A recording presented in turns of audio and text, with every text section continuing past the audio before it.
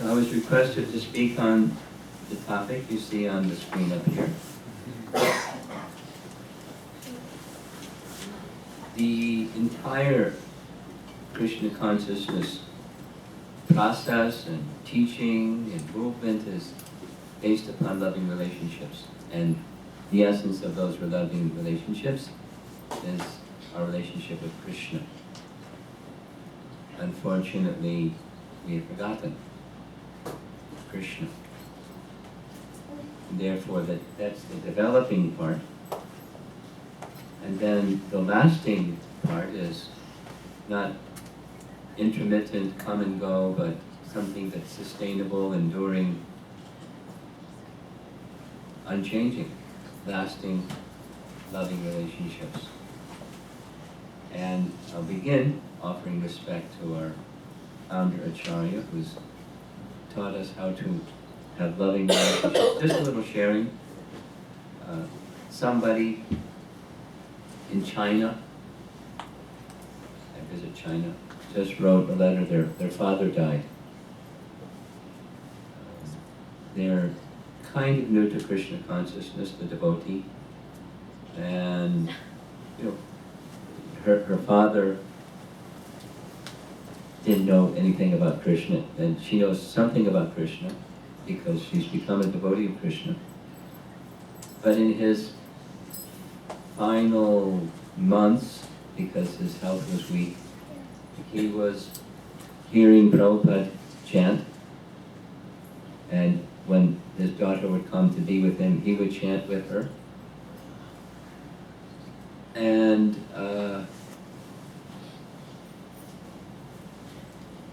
he didn't leave in the association of devotees, but he left with something of a devotional mood. And although all the relatives know nothing about Krishna, they think they know something about Buddha, and otherwise, atheistic, not negative, but just not having a conception of God. But the devotee daughter just kind of took over everything with her devotional mood, so in honor of her departed father, and people were crying and so forth and so on. And she wrote about all of this. Of course, it was with the help of a translator. But her point was that in this world, we don't even know how to love. And by the mercy of this Krishna consciousness movement, we have the opportunity at least to learn the ABC, something that everyone wants. Everyone wants to love and be loved, without exception. Not just even human beings. Everyone wants to love and be loved. And we don't know how. But our founder Acharya is giving us this eternal, transcendental means. So I'm going to start with an important why question. Why do we want to develop lasting, loving relationships? Maybe it's kind of obvious. But if we don't ask the question why, we're not likely to have a strong impetus to do the how, because general thought goes right to how, but we don't think so much about, let's say, we're intermittent about the how because the why isn't strong. And then comes what? So I'm not going to dwell on these things, but I want those of you that want to have this topic discussed, dwell on these things. And this sequence, why, how, and what, little sharing, that somebody outside of our disciplic succession, named Simon Sinek, there's his picture, did a little TED talk called Golden Circle. You can look it up later. It's inspirational. You familiar with this one? Yeah? Huh? You saw it once. I saw it more than once. I got acquainted with this model, or this TED Talk, through our organizational development committee For those of you in the corporate world, you know what that is. I never heard it before. So, but for ISKCON going forward, without all the details, there's a international group of people. Some are GBC, some are lawyers, and some are this and that, and other people that aren't GBC people. Thinking about what do we need to do today to be able to take care of the additional numbers of temples and et cetera, et cetera, et cetera, et cetera. The structure, the devotee care, the more devotees, happier devotees goal. But then, so to our Org-Dev group, this Golden Circle TED Talk was forwarded for us to look at. We didn't look at it during our meeting, but I looked at it after and put it in devotee context. It's at the center is bhakti. And you'll see in a moment. But we need to have the right purpose or intention, because where intention is based, that's where attention goes. And those of you that have associated with Vaisheshika people, you know, where intention goes, energy flows, right? You heard that? Where attention goes, so he likes having people pay attention to book distribution, because that's something. And then there's the intention. It's the intention of our founder Acharya to give Krishna consciousness to the world, flood the world. And our family business, the title of his book, is through published literature. Then comes attention, then goes energy. So same with loving relationships. But here's something that Prabhupada wrote in Nectar of Devotion. The basic principle of the living condition is that we have a general propensity to love someone. No one can live without loving someone. This propensity is present in every living being. And he goes on to say, even within animals. Animal society, they have this tendency.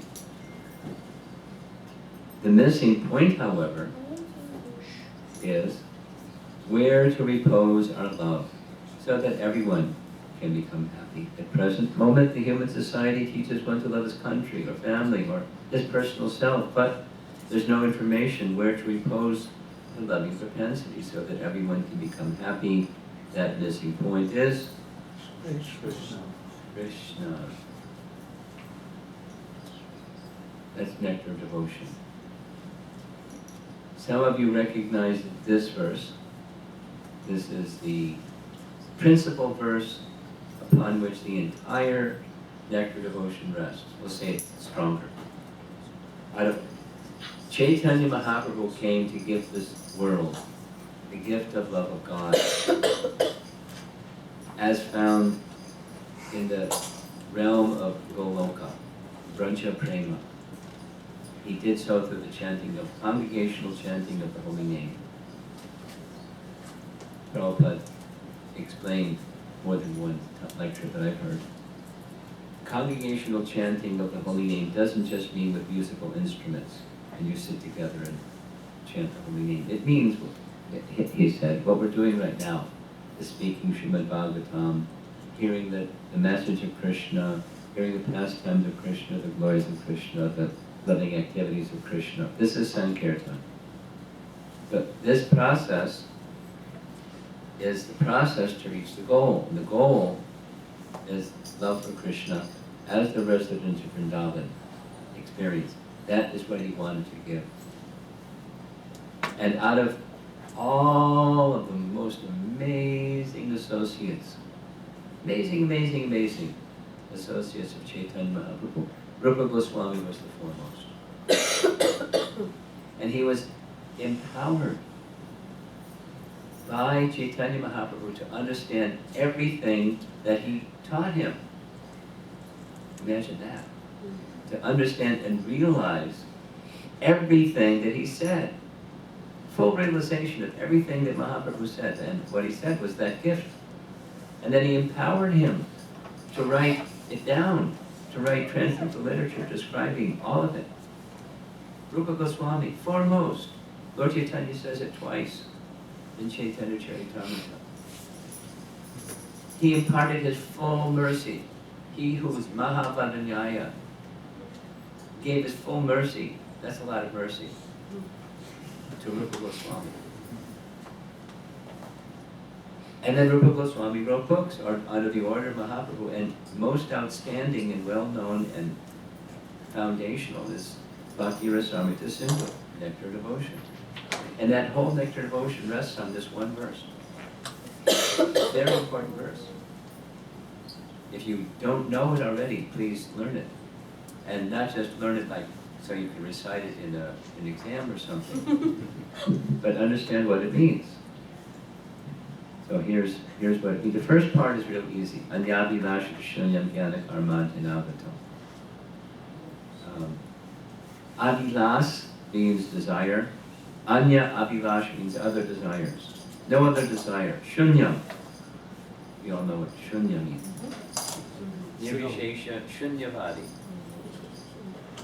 Shunyavadi. Shunya, zero. Nirvishesha is the impersonal. Shunyavadis are the voidists. Shunya. Nada. Nothing.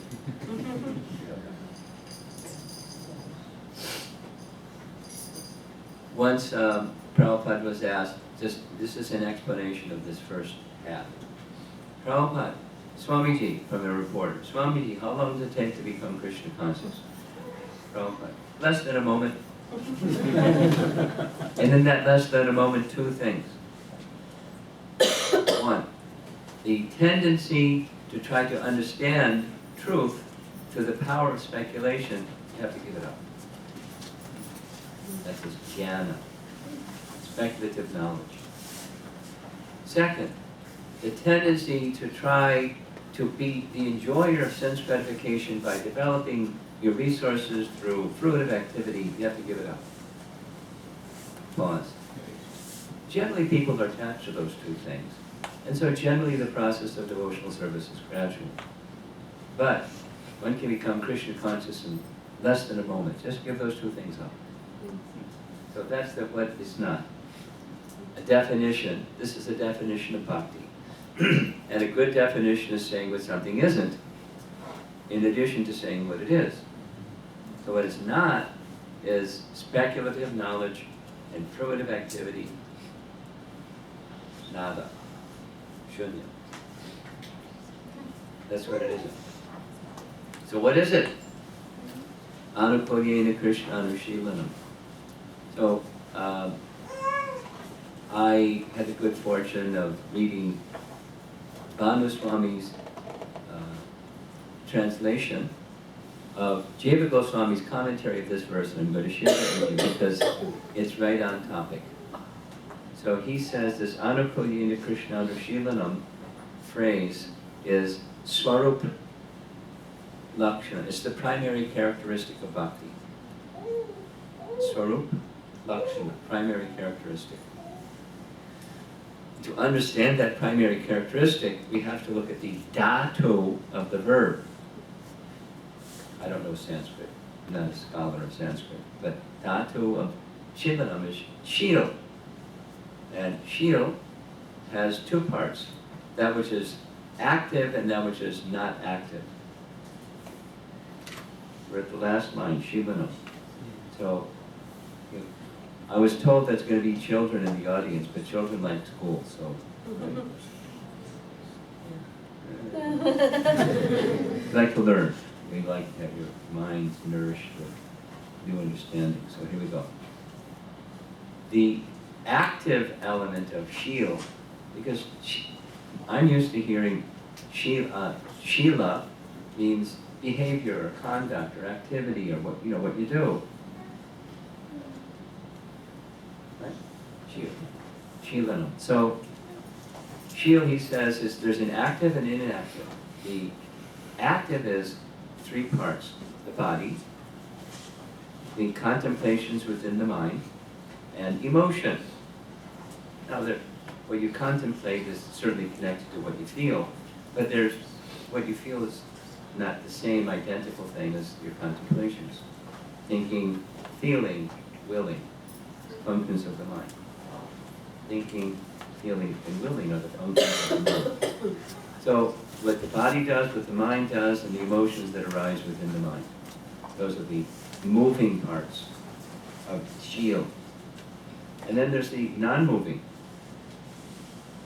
And those non-moving things are your fundamental, not even values. Because values in life can change. But it's fundamental assumptions that are just rock solid, they don't move, no matter what happens. And for bhakti, it's, I'm the eternal servant of Krishna.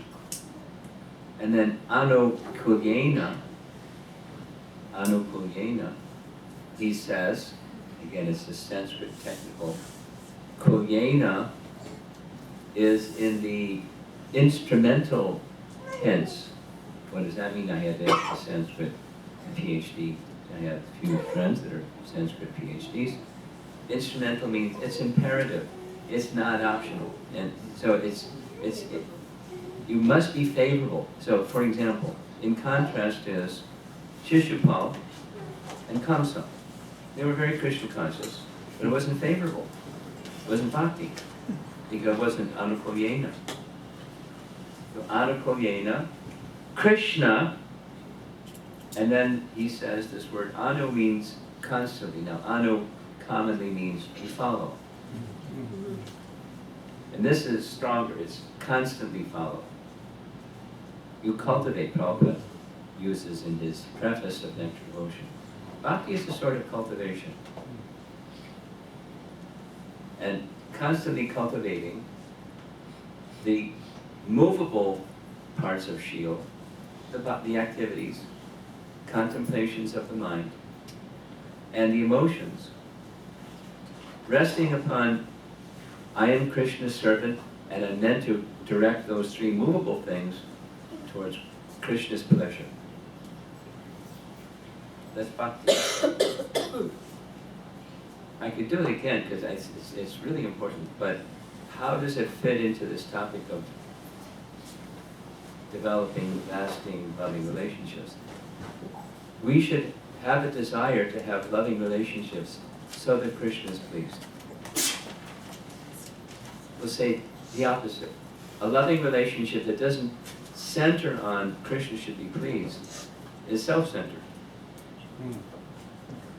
So loving relationships are basically what goes into this world, what goes in the band of this world as loving relationships is how I have some attachment to someone and I'm enjoying. And a loving relationship is I have an attachment to someone and Krishna is enjoying. You'll see as we go further. The focus is on Krishna should anukulyena. Krishna should be the enjoyer. That's how you'll have a loving, lasting, and genuine loving relationship. Hang on, we're going to go a little bit further.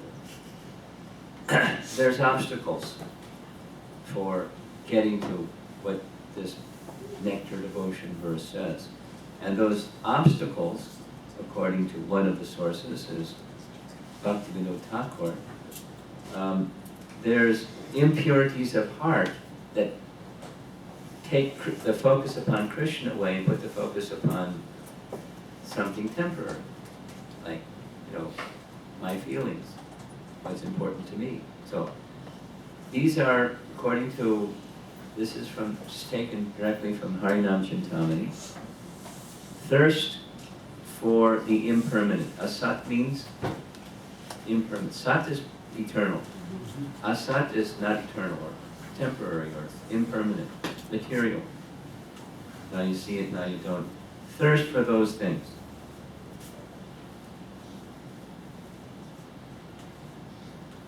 So that tendency makes a block in the heart, anartha. That's one of the three sources of anarthas, according to Harinam Chintamani. Miserliness of heart. That's when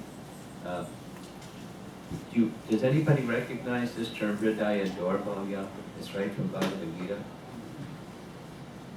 In Bhagavad Gita, Krishna asks Arjuna, my dear Arjuna, you're an Aryan. You know the higher purpose of life.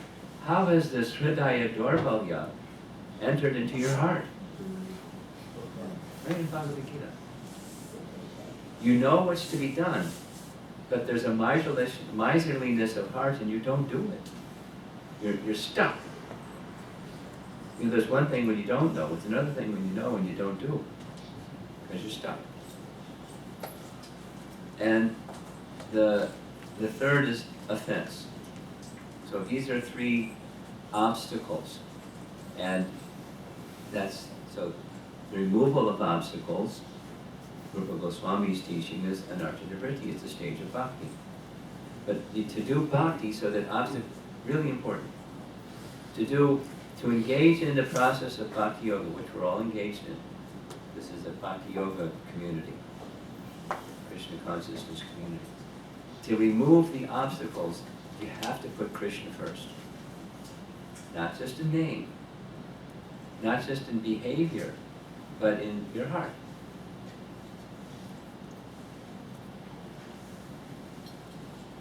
It would be incomplete to speak about loving relationships without referring to another important text from Rupa Goswami's writings, Nectar of Instruction. How many here have studied Nectar of Instruction? It's an important text. Prabhupada very much wanted to complete translating Srimad Bhagavatam, all 12 cantos, and he took some little detours. He translated Nectar of Devotion, and he translated Nectar of Instruction because of the importance of them. He translated Chaitanya Charitamrita in its entirety because of its importance. So, this is text 4, and it's describing Priti Lakshanam, the last phrase. Priti Lakshanam. Lakshanam is characteristics of love, Priti. Priti is another word for love. Prema and Priti. They're characteristics of loving exchanges. These Shad Vidhim, these 6 characteristics, make up loving relationships. So, Dadati, Pratiganati, giving of gifts, receiving of gifts, Goyamakyati Prichati, disclosing in confidence, hearing in confidence, Bhunte, Bhojayate, Chaiva, offering prasadam. I brought some prasadam with me. Part of loving exchange. And you're all going to serve prasadam later, I imagine, when I finish talking. So, it's part of loving exchange. Prabhupada writes in the purport of this verse, I created ISKCON so that we can foster loving exchanges with Krishna at the center. And each of these things that we do. Nice verse to read if you're wanting to know more about developing lasting loving relationships. Text 4, Nectar of Instruction.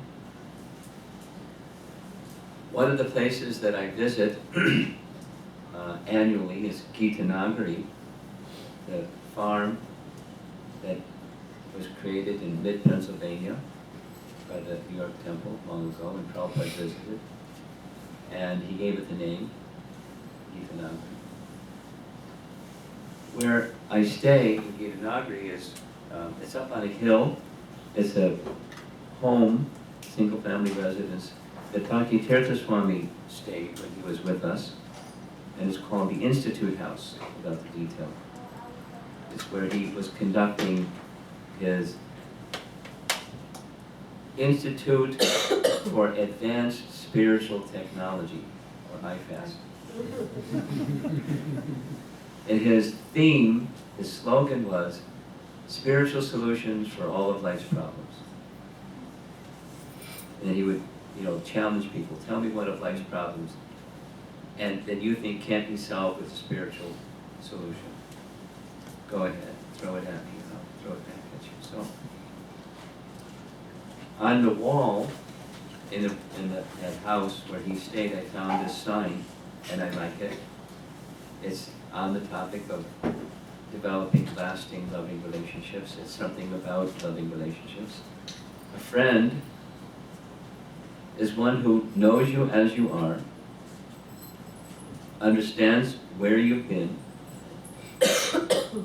accepts who you have become, and still gently invites you to grow.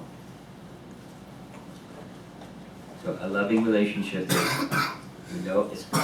there's cognizance, you know the person. There's acceptance, you don't try to change the person, you accept the person. You've understood they've transformed from where they were before to where they are today. And with all of that, in a gentle, caring way, encourage them to grow. Of course, some people are stuck and they want to stay stuck. Or some people want to move and it's hard for them to move because they're stuck.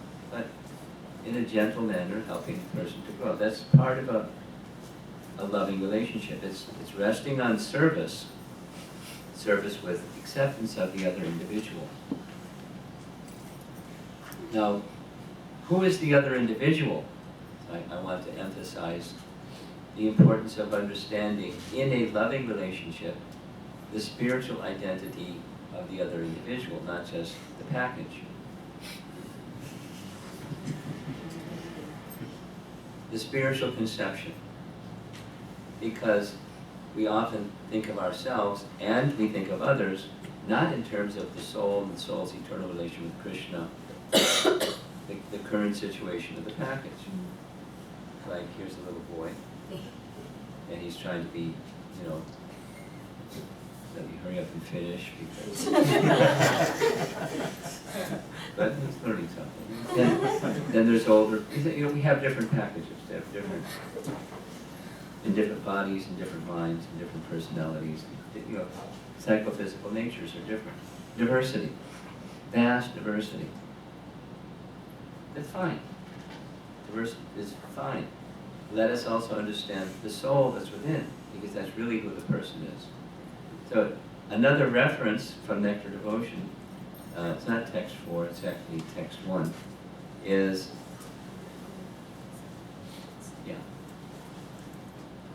no, not text.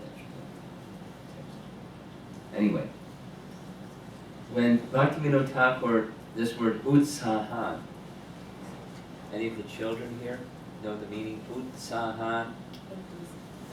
Children? Means? You're not sure? Oh, I thought you were raising your hand.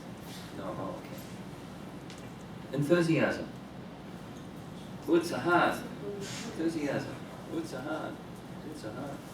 So, Bhaktivinoda Thakur says, in order for enthusiasm to sustain, because we're talking about lasting loving relationships, it's only possible to have sustained enthusiasm if it's on the spiritual platform.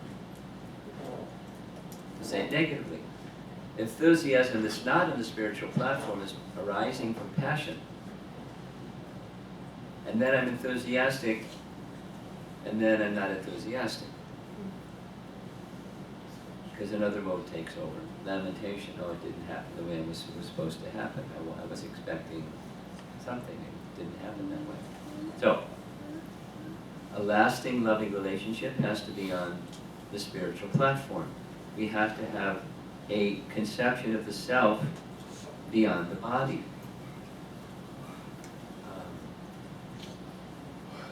Is there a Bhagavad Gita handy? Can we look up 241? 241. Purport. Some of you know Bhagavad Gita very well, probably.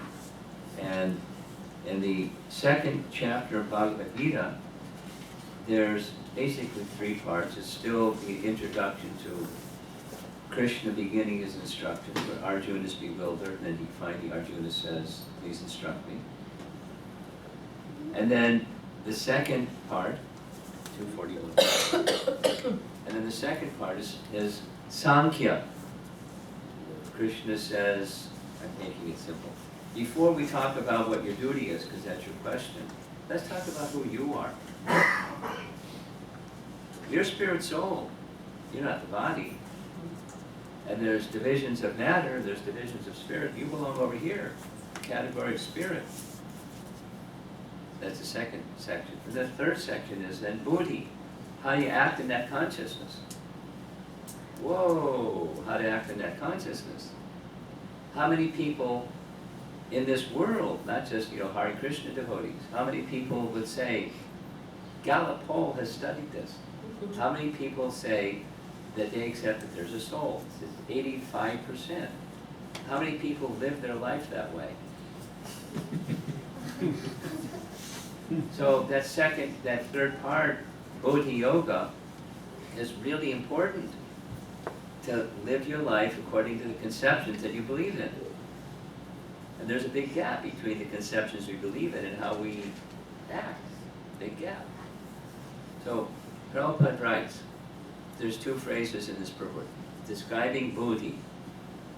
Vyavasayatmika Bodhi Ekeha Kurunandana Bahushaka Yanantasya, etc. So Vyavasayatmika Bodhi, very singular intelligence.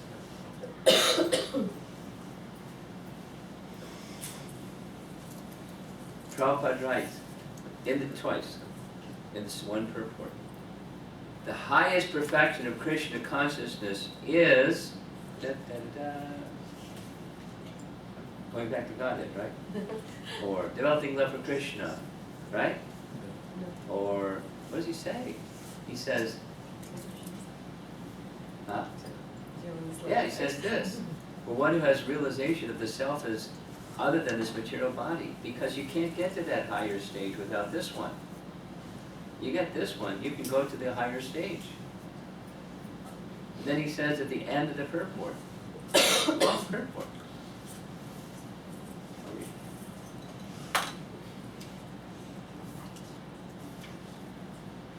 The whole process, however, depends on perfect knowledge of the soul, beyond the conception of the body,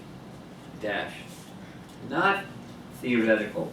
I don't need the light. I'm good. Turn it out. Because then you can see the screen better. Not theoretically, but practically. When there is no longer a chance for sense gratification manifested in fruitive activities.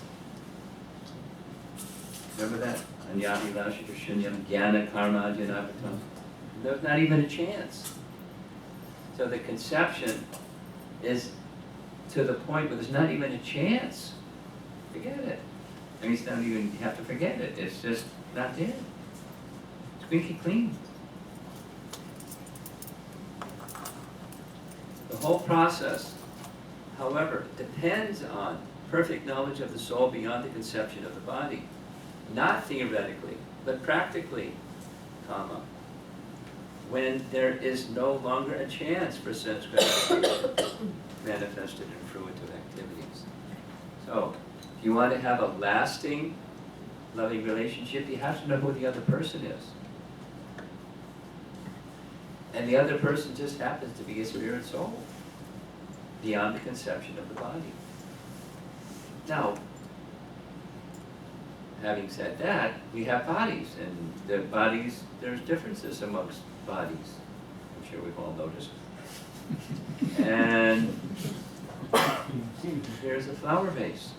And Prabhupada was pointing to his desk when he's speaking with a professor from Ireland who was talking about the dissension between the Protestant Irish and the Catholic Irish, and there's been a bloody battle for long, hundreds of years, a couple hundred years.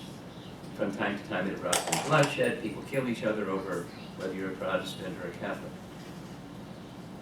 So he's asking, how does Krishna consciousness solve that one? And Prabhupada points to the vase on his desk. Sometimes a variety of examples helps us to understand or appreciate the problem better. In the vase, there is a variety of flowers, and that variety helps us to better appreciate the idea of flowers. From any point of view, Krishna can resolve all problems. That is called unity in diversity. Our students come from different backgrounds, diversity, but because they're all Krishna conscious, wishful, if we're all Krishna conscious, they're unified. So, to have loving relationships, there has to be, amongst the diversity, you know, it's natural. We like to be with people that are like us. Like attracts like, it's natural. And we have communities where there's not all like us. Even the people that like us are not like us. It's in different ways. So how do you handle the diversity?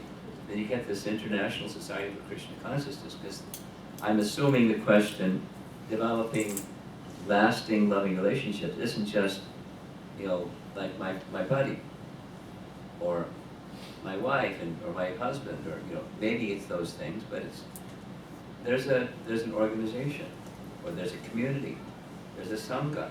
Here you are. I recognize a number of you from my previous visit.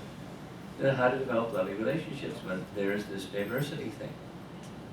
Well, it has to go to the soul, but then there's another part. Here's a nice visual that is meaningful, especially meaningful to me, because the very first lecture I heard Srila Prabhupada speak in 1970, a few years ago.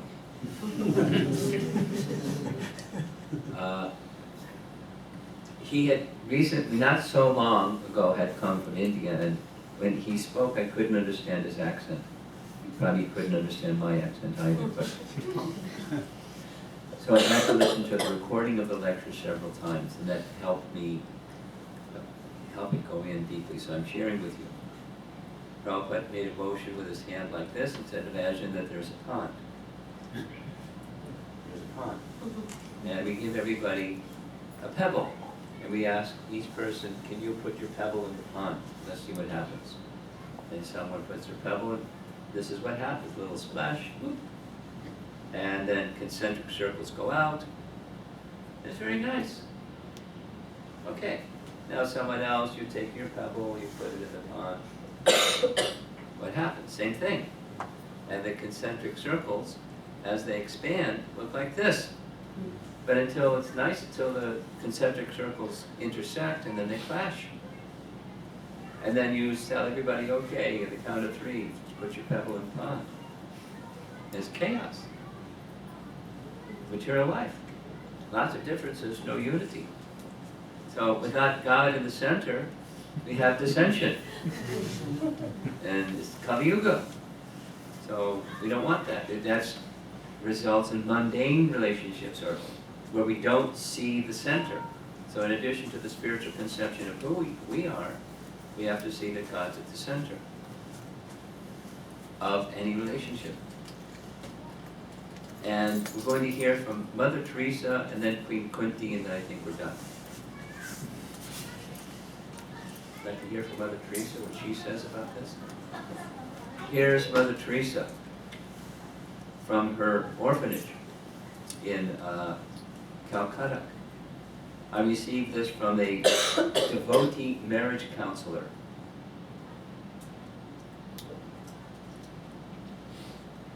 People are often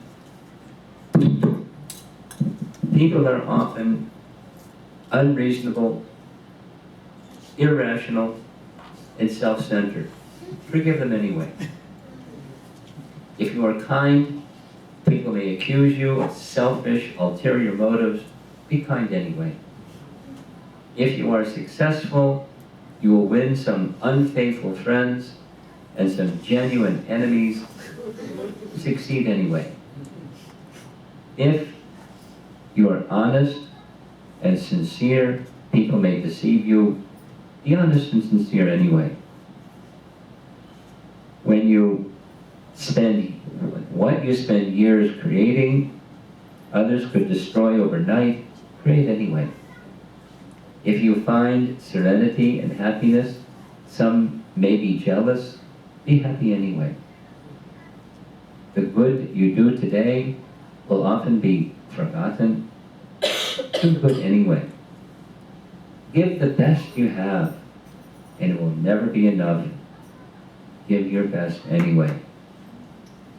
And in different colored letters. In the final analysis, it is between you and God. It was never between you and them anyway.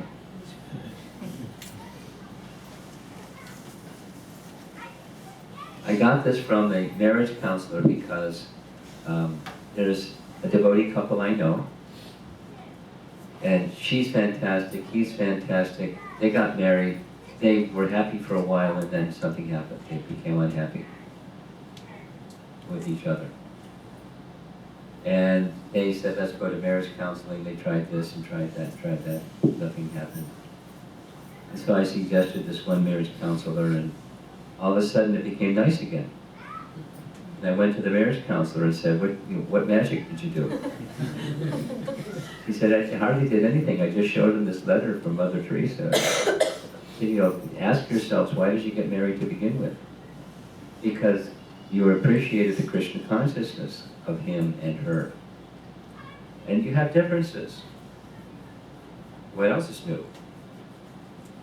In any relationship, there's differences. Put God at the center. And at least the attempt of him and her, or whoever and whoever, or the community members, to cultivate Krishna consciousness.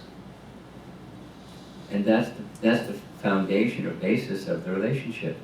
When you have that respect for the Krishna-centeredness of another, particularly amongst the devotee community, then you're in a much better position, just energetically and compassionately, to help another person, like this example of a friend, to gently grow, go beyond whatever that shortcoming is that somebody is dealing with. A similar idea is found here in Queen Kunti's prayers. So this is something, there's a sing-along, but I'll warn you that there's a recording embedded in this file, or this image, and the ladies that sing, they pause at the end of the line. So you have to pause at the end of the line, otherwise you'll mess up. So here we go.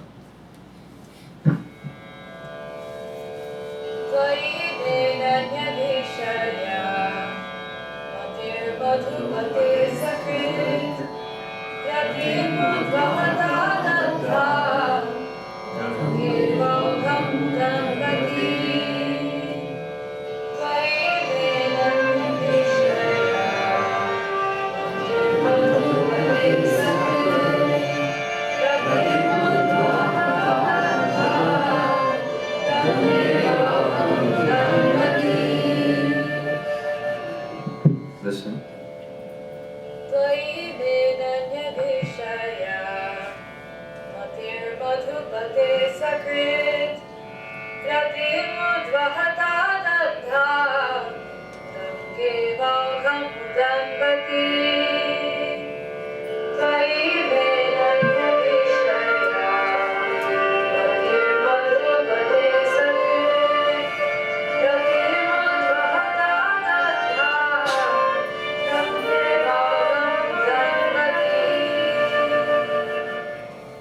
O Lord of Madhu, as the Ganges forever flows to the sea without hindrance, let my attraction be constantly drawn unto you without being diverted to anyone else.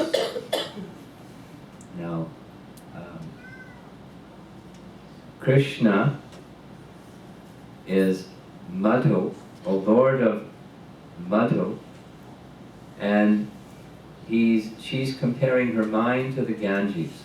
She wants, her prayer is that her mind flow without hindrance, without obstruction. We talked about obstructions. Without obstruction, downstream towards the sea. And just as that the Ganges flows, this rati, it's a nice word. Rati is equivalent to bhava. Now in the immature stage, bhava can mean other things, like our feelings. Remember this? Moving and non-moving. So the moving elements of shield are what we do, the body. And then there's the contemplations of the mind, and then there's emotion. So bhava, even in the material sense, can mean emotion, what you're feeling, what your feelings are. In the transcendental sense, it's ecstasy. So that my attraction be constantly drawn unto you without being diverted to anyone else. Prabhupada, paraphrasing, may my mind also carry its affection to you, who are the shelter of all the devotees, just as the Ganga does not consider any obstacle on its course. My mind should not consider any obstacles that may rise while thinking of you. Now it's really easy to make a list of obstacles. And our distracted chanting and distracted Krishna consciousness goes to those things first. Put your hand in your bead bag and start to chant and watch where your mind goes. And it goes to, anything but the name. Often, working out something that needs to get worked out, or lamenting over something that didn't go well in the past, and not being present with the holy name. So she's praying that those obstacles are taken. To cut off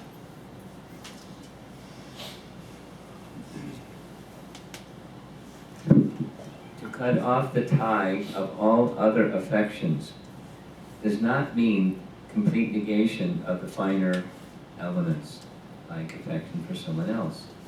This is not possible. A living being, whoever he may be, must have this feeling of affection for others, because this is a symptom of life. The symptoms of life, feelings of attraction, etc., cannot be annihilated. Only the objective has to be changed.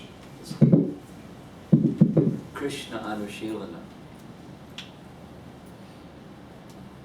I'll come back to this. Only the objective has to be changed. This is the Krishna center. This is that image of the pebble hitting the surface of the water. Krishna centered. Our individuality is fine. I forgot. When Prabhupada gave this analogy of the pond, supposing we all agree to put our pebble in one place, what happens? The concentric circles don't clash, in fact they amplify. So our individuality, fantastic. Preserve it, be who you are to your fullest extent. And unity, please, with Krishna at the center. Not an imagined center, but a factual, the center of the soul, the center of the soul's existence. That's Krishna consciousness. And Queen Kunti is teaching that here in this verse. Affection for others is natural. You're not alive if you don't have affection for others. You must have affection for others. Where to repose that? Same as this Nectar of Devotion message. All living entities want to love and be loved. It's just natural. The affection for others is natural. Where to repose it? What's the objective? Where do you direct your emotions and your contemplations and your actions? That's bhakti. To have developed lasting, loving relationships, there has to be a spiritual conception with Krishna at the center. Sever my tie of affection for my kinsman. That's from the previous verse. Prabhupada writes, relations of the soul established in relation with the Supreme Soul are factual relations. When Kunti Devi wanted to cut off the family relation, she meant to cut off the relation of the skin. The skin relation is the cause of material bondage, but the relation of the soul is the cause of freedom. This relation of the soul to the soul can be established by the medium of the relation with the Supreme Soul, or Super Soul. So now I'm going to give a little demonstration. He's a nice Chinese gentleman. He doesn't follow the regular principles, but he's a nice man. Smoking the pipe. And he has a friend. And he's a nice man too. And something they have in common is they're both spirit soul. They both have a little beard, one has a big beard, but the thing that's in common is they're both spirit soul. And both spirit souls have side by side the super soul. And the medium, when the soul to soul relation is established through the medium of the relation with super soul, then it's a spiritual relationship. That's how you're going to have lasting, loving relationships. You have to cultivate a spiritual conception and cultivate the relationship on that basis. Here's Prabhupada's comment. Seeing in the darkness is not seeing, but seeing by the light of the sun means to see the sun and everything else which was unseen in the darkness. That is the way in devotional service. So trying to have a loving relationship where you're not seeing the soul. It's not a loving relationship. It goes under the name of loving relationships. But you know, it sounds a little harsh, like Bhaktisiddhanta's statement, there's no love in this material world. Wait a minute. I love my wife, I love my children. How do you say there's no love in the material world? Because it's without the conception of the soul. If it's without the conception of the soul, in conjunction with the Supreme Soul, then it's, by default, it's in the material category. And it's about me. And how, that's material consciousness. I'm at the center. What's it like where I'm not at the center? Oh, sure, it's interesting. And where Krishna is at the center. We're conscious, but Krishna is at the center. That's a lasting, loving relationship. Almost. Here's Vishwanath Chakravarti Thakur rendering this same verse 42.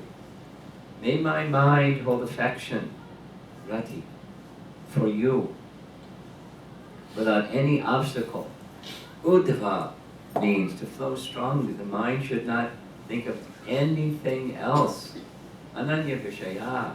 Your devotees are non-different from you, and thus without affection for them, affection for you cannot take place.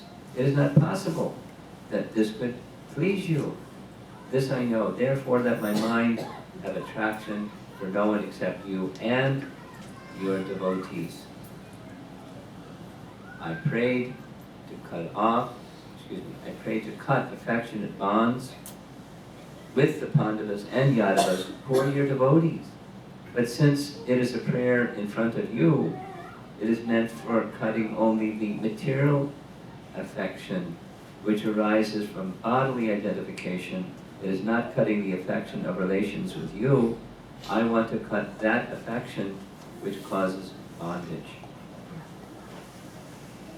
Nice painting from Brihat Bhagavatamrita. This is Gopal Kumar finally making it back home, back to Godhead. He goes to Vrindavan, Braja. He doesn't even know where he is. He has to ask people, where am I? And then he sees Krishna, and he's reunited with Krishna. Loving relationships are on that basis. So there's some thoughts, and I'm done. Thoughts on the topic of developing lasting, loving relations. It's a nice topic to speak about in a, in a soft way, but to actually have loving relationships, it's not going to happen without Krishna consciousness. It's not like a harsh statement, it's just reality. Or say it positively. To the extent that we can awaken our Krishna consciousness and see our relationships with others in relation with Krishna, that's a lasting, loving relationship. Any discussion?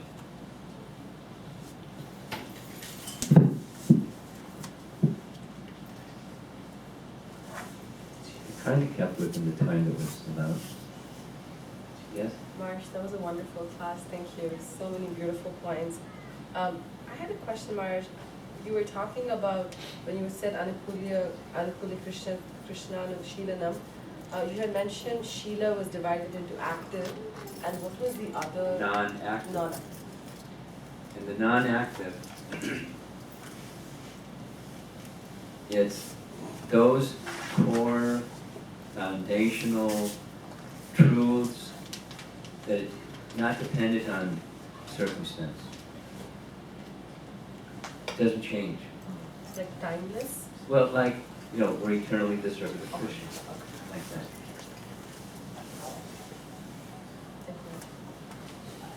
For me, it's what's of the soul. The soul conception, the soul's conception about, who we are in the world that's ever changing. Who are we? Foundational, fundamental. Yeah. Maharaj, we have so many relations. Use this one. Right. Maharaj, we have so many relations in our day-to-day life. So how do we recognize or how do we identify whether I'm having the relation with this person on a spiritual level or on a material level? It's not so difficult. Pretty much we're on the material level. And that which is on the spiritual level is unconditional. It's unchanging, undying, immutable, just like the soul.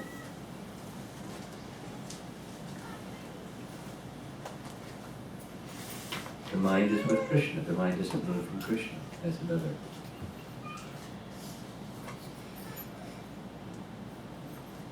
There's from Bhagavad Gita, 5th chapter, there's a happiness within that doesn't come and go. Not circumstantial.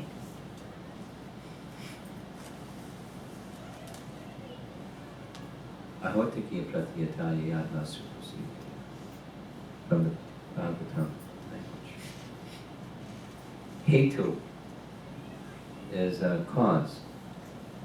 And pratyata is stop something. There's no, on this end, there's nothing spirit material that can start it. There's nothing on that end of the material that can stop it. It just flows. Just like her example of the Ganga. It just flows. Not like somebody standing there, okay, Ganga, flow downstream now. It's time to go downstream. So you don't have to remind yourself. It's just spontaneous. That's on the spiritual plane. We're not there.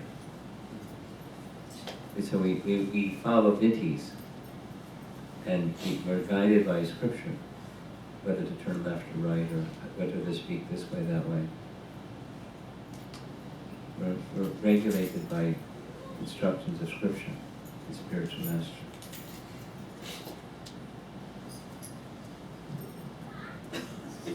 Yes. Behind, no behind. No, Mataji was. Oh, it took a detour. Hare Krishna Maharaj.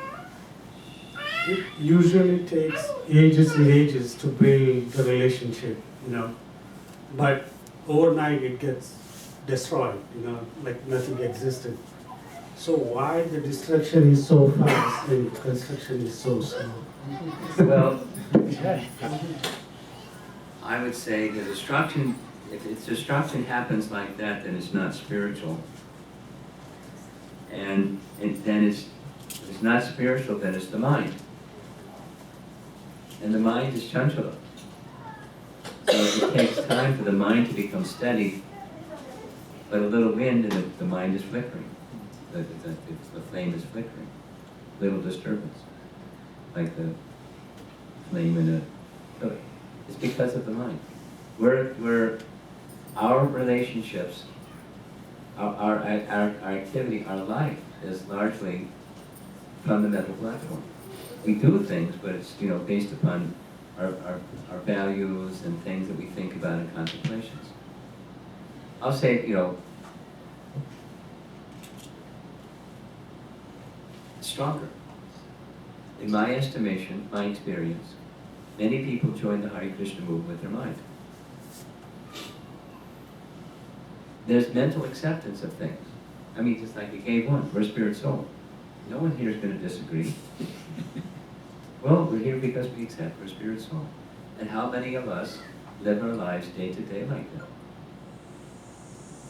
So it's notional. It's a nice notion. We agree with it. But we don't live that way. So then if a disturbance comes, then we depart from Krishna consciousness and our attention goes to the disturbance and sorting out the disturbance. Because bhakti isn't well developed yet. So it's the mind. The mind is chanchala. And to steady the mind takes some time, and to have it become disturbed, it takes nothing. I was with somebody who was describing their mother, saying, my mother is a role model for me. She never fault finds, she never complains, she's always very peaceful, she's always interested in doing whatever she can do to help other people. She's awesome. She didn't use the word. They said there must be some, for that steadiness to be there, there must be some connection with God. She said definitely. Because otherwise it's unsteady.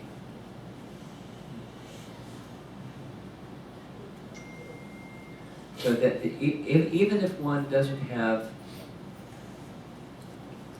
lots of bhakti, if they just join the Hare Krishna movement with their mind, stay with it, because purification will take place. Purification will take place. It may be slow, but purification will take place. And eventually a little light goes on that says, I really need to go to the heart, not just the mind. I need to do with the purpose of pleasing Krishna. Not fun because it's for pleasing to Krishna. And develop loving relationships because it's pleasing to Krishna, and everything because it's pleasing to Krishna. That's bhakti. And then we start exercising the bhakti muscle more and become strong. That's what this whole message is. That's what for each of us, we're at different stages of bhakti. But that's what bhakti is. Yeah. Someone else did have their hand up over here? Yes, okay.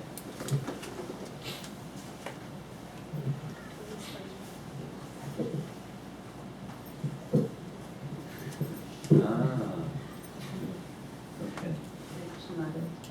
Actually, my question was answered when you answered Prabhu's question. Oh. So I was going to ask you, so in the meantime, until we are pure in our consciousness and we understand our true self, how do we... You cultivate. You recognize it with self-honesty, this is where I am. Don't delude yourself or others.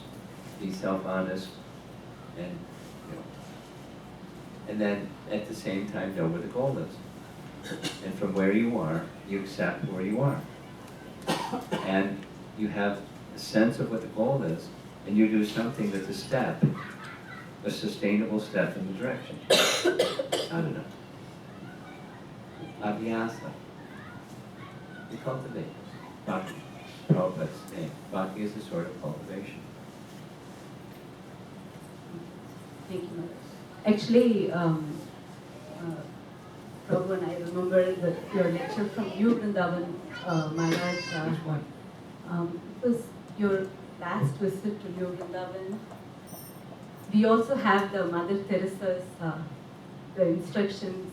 We have it framed in our house. Okay. Well, okay.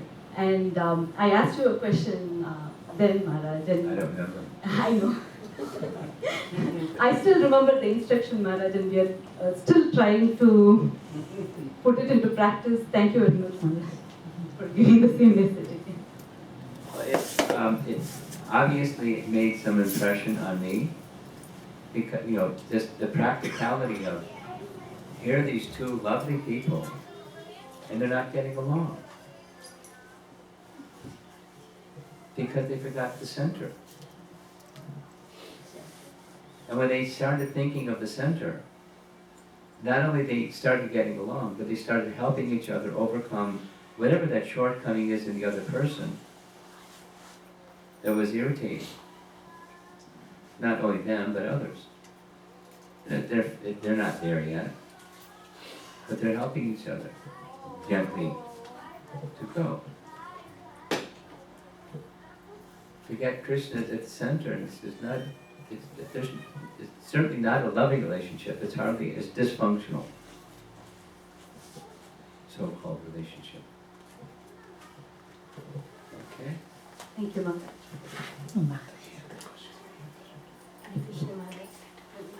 You have something. Okay. Here's the microphone. Why then relation always says the two ways? Say it again. Why relations always in two ways and both ways? You want a relation that's not? Maharaj, use the mic. You want a relationship? Relationship means two ways. Why, I don't understand this. Why they said like that, Because that's the nature of a relationship. You can't have a relationship with one. no, in between. So there's two, and there's two ways, back and forth. Give and take, love and trust. Maharaj, I think she's saying, I know her. So she's saying, why can't it be this selfless, just giving one way? Oh. That's what it was. Yeah, like without any Oh. expectations. Oh. Exactly. Yeah. Oh. Is that what you mean? That's what you mean? What is that? Is that what you mean? Yes, yes. Is that what you mean? Yes. Then why it can't just be, I'm giving to the other person and that's all there is? Yes. Well, let me ask you.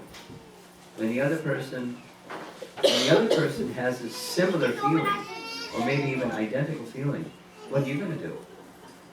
You're going to say no, because it's only one way.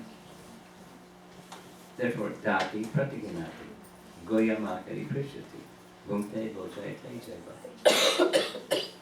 It's a relation. It's part of the grace, part of the gracefulness of a relationship is to be able to receive, as well as to give. And the gracefulness doesn't have to get stuck on you. It goes to Krishna. Because he's at the center.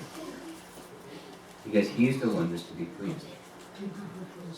By your gracefully accepting and passing on to Krishna some act of kindness from another person, or some service to from another person to you, it's for Krishna. And when you're giving to the other person, it's for Krishna. Krishna should be pleased. Krishna should be pleased.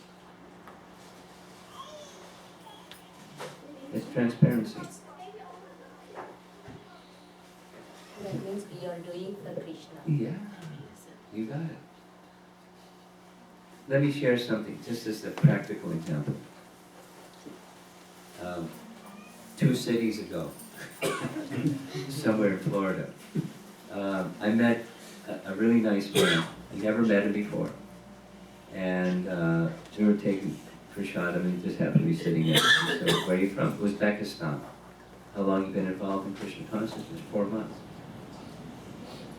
And then somehow in the course of the conversation, he was sharing, it was my birthday earlier this month. So my daughter came all the way from the University of Michigan in Ann Arbor to attend a surprise birthday party for me. And then, she's been away at college, and so she hasn't seen the transformation in myself and her mother. So I was just sharing with her. He said, Krishna consciousness has changed me a lot, just in 4 months. And see, he's talking to his well-educated, bright daughter about, before I used to think in terms of I and mine. My wife, my home, my daughter was very intelligent, another daughter was really good at golf, another daughter was really good at graphic art. I really, I and mine, my bank account, my earnings, my success in my career, I and mine. I used to think like that. You know me, I used to think like that, talking to his daughter. Now I think differently. I think, your spirit soul, my wife, my 3 daughters, their spirit souls, part of Krishna, entrusted by Krishna to serve in such a way that Krishna will be pleased. That's how I'm thinking now. And he said, my daughter's pulled back like that. You've changed it. But it's not like I don't have affection for you anymore. The affection is centered differently. And spiritual target or spiritual orientation, spiritual paradigm. In 4 months. This man must have practiced Krishna consciousness in a previous lifetime. He can't do that so quickly. Because we're still somewhere, down the road. Like, talking about it. Saying, yeah, that's a nice teacher. Notionally, it's nice. But not there. So, yeah, Krishna's at the center. And it's not, it's service to Krishna. Here's a friend, or here's a child, here's a husband, here's a wife, here's a community member. And Krishna made this arrangement that here we are in a relationship. And Krishna is to be pleased. That's the picture. So you can't say, no, I won't accept service. But it's not for you, it's for Krishna.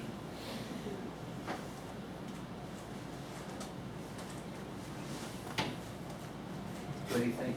It's okay?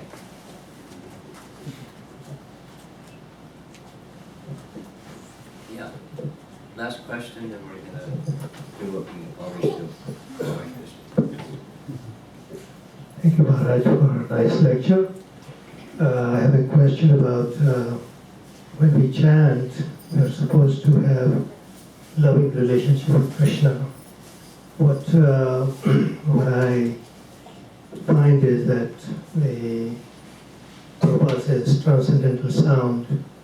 The words are material time, the voice is material, everything is material. How do we realize it is transcendental and have relationship with Krishna when we chant? Okay. 2 things, and I'm going to end. One thing is, it takes practice. There's the Canto 10, Chapter 87 addresses your question. Please repeat it. Prayers by the Personified Vedas.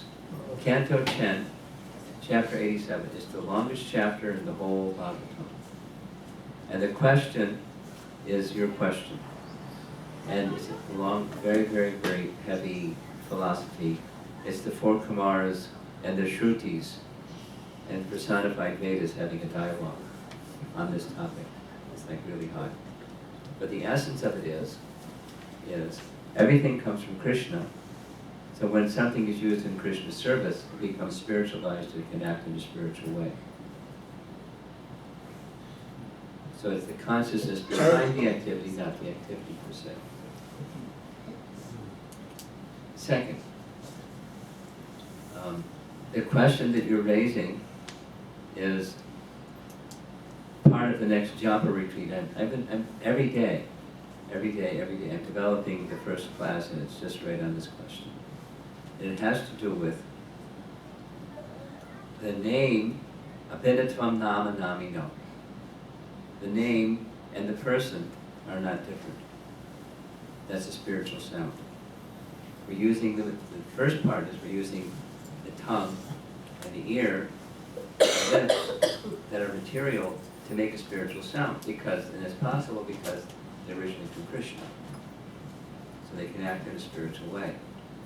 But the mind is with material conception. So we need to move from the material conception to the spiritual conception. And how to do that is a little bit like what I was doing here with loving relationships. There's a material conception of what loving relationship is. And how do you move? You have to know, you have to have same thing. The why, and then the how, and then the what.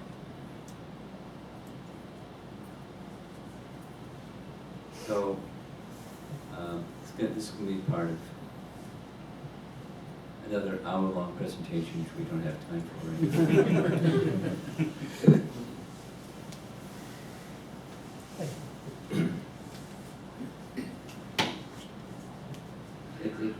There has to be some faith that what the scripture says is reality with a capital R. Truth with a capital T. It's Krishna and his name are not different, and we're meant to serve him. And our service to the name helps us in our service in our relationships with everybody and everything, because they're all part of Krishna. It starts with the name. Everything is there. Hare Krishna. Hare Krishna. Krishna Krishna. Hare Hare. Hare Rama. Hare Rama. Rama Rama. Hare Hare. Okay, two things, then we're going to wrap it up. I have a little box of Radha Govinda Burfi, and I'm going to walk around and share a little piece with you. And the second thing is, okay. He had food allergy, so he's asking, can I take it? Have an allergy? It's milk. Milk. It's okay? Okay. No peanuts. Okay. And the other thing is, for maybe 20 years, maybe more than 20 years, I've been generally at Kartik time going to holy places in India. The exception is South India. We don't go at Kartik time because it can rain a lot. We go in January.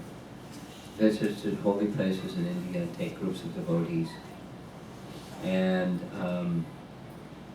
I'd like to share that experience with you, so I have with me some flash drives. There's one devotee who is from Hyderabad who has been joining these yatras every year to take videos for people that can't come. Then he got really inspired and got this really expensive, high-resolution camera that made video of everything. And it was fantastic clarity and everything, but the files are too big, so we couldn't share it with people. So they had to get us some software that could compress the file so we could share it with people. And I don't have those with me. I like to make them available in case you didn't attend the yatra. The last two were Dwarka and Ayodhya. So there's four things on these. The Katha, the Kirtan, Govinda from the 24-hour Kirtan program is leading Kirtan. It's all recorded. And then video of the places that we visited, and a video, images of the place we visited with little subtitles saying this is this place, this is the name of the deity, and everything. And Dwarka and Ayodhya. So in case you're interested, I have them in my little backpack. They cost something to produce. The flash drive itself plus the production is around $20 for each one. And unfortunately they cost. So I'm asking for a donation, and there's an additional donation amount that helps me do some service that I'm doing for our society that's very much needed. And if you're interested, you can make a donation. It's a request donation for each of them is $50. It's not like a purchase of something, it's a donation to help some service, and I can give something to you, and you can receive something and give something for some service I'm doing. If you're interested, I'll be here at the end after I pass out prasadam, and I can put them in your hand. If you don't have the funds, no problem, I'll give them to you anyway. And you can figure out something, work out something with set aside, and whatever time you can do, you can do.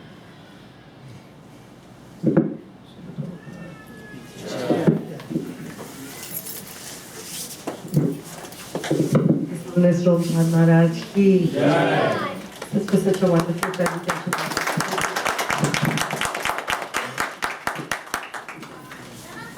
Just a few, again, we're very, very honored that Maharaj has come back to Austin. Maharaj was actually the first sannyasi guest who came to our center. Yes, Maharaj, after the renovations completed, so we're very happy it's come to a full circle, and we hope this is the second of many more visits of yours to Austin. So, Hare Krishna Maharaj. Just a few logistic announcements. We had served prasadam before the program. In case any of you did not get prasadam or feel inspired to have some more prasadam, I think there's more prasadam, right, Pastor? Yes. Okay, there's more prasadam, so please, I think we have some plates that you all can take to go. Will be served in the kitchen after the program. Yes. So we humbly request devotees, given that it's a little late at night, if you do want to honor prasadam, please take a plate home. We can give you another plate to cover, just so that we can wind up here and clean up quickly.